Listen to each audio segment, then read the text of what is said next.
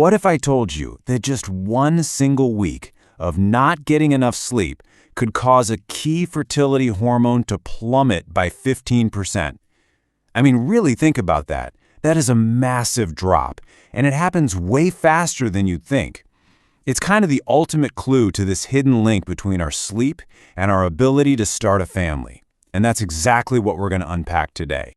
So yeah, we're diving deep into this powerful and honestly super overlooked connection. We're about to find out how your body's own internal clock is one of the most important tools you have on your journey to parenthood. And hey, welcome to Sleepedia. This is our little corner of the internet, and we are all about the science of sleep and our body clocks. So if you've been doing everything right, focusing on diet, on exercise, but you still feel like there's a missing piece to the fertility puzzle, you are in exactly the right place.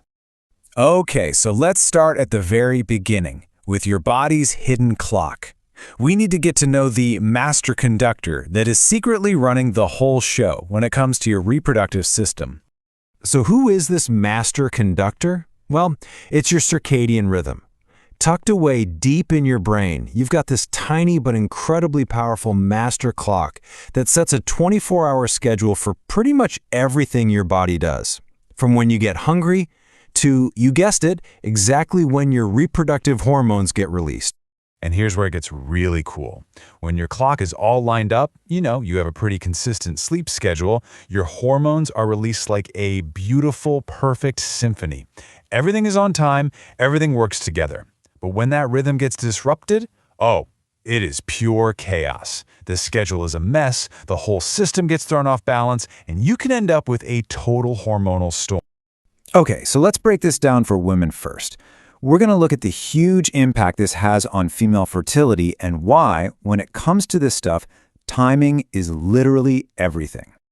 So, the big question, right? How does a messed up body clock actually impact something so basic, so essential as ovulation?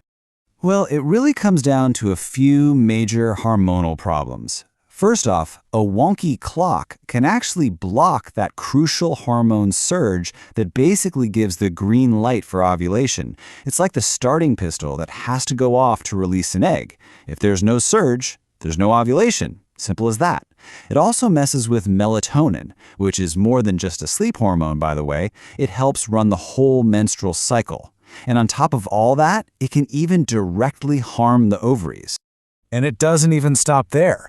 Let's say an egg is released and fertilized. A misaligned clock can also make the uterus less welcoming. It can mean that the carefully timed window for an embryo to implant and make a home gets shorter or less ideal, which makes that next critical step in a pregnancy a lot harder. But, and this is so important, this is absolutely not a one-sided issue. Let's switch gears and look at the other half of the equation, the impact on male fertility. Because it turns out that protecting sperm health is just as dependent on that internal body clock. And this brings us right back to where we started. This is what happens to testosterone after just 1 week of restricted sleep. And we're just talking 5 or 6 hours a night here. Boom. A 10 to 15% drop in the main hormone needed to make sperm. It's a huge deal. And that hormonal crash has a direct, real-world impact on the sperm themselves.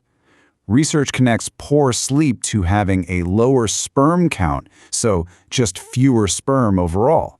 It's also linked to them being worse swimmers, and on top of that, more of them being misshapen or formed incorrectly. Okay, so that's the problem. But now for the most important part. What in the world can you actually do about it? Let's dive into a super clear 7-step action plan to help you reset your clock and give your fertility a huge natural boost. Part 1 is all about using light to get your rhythm back on track. Step 1, and this is probably the biggest one, a consistent wake-up time. Yes, even on the weekends. It's the strongest signal you can send to your master clock. Step 2, get some morning sun. Just 10 to 15 minutes of sunlight within a half hour of waking up really locks in your clock for the day.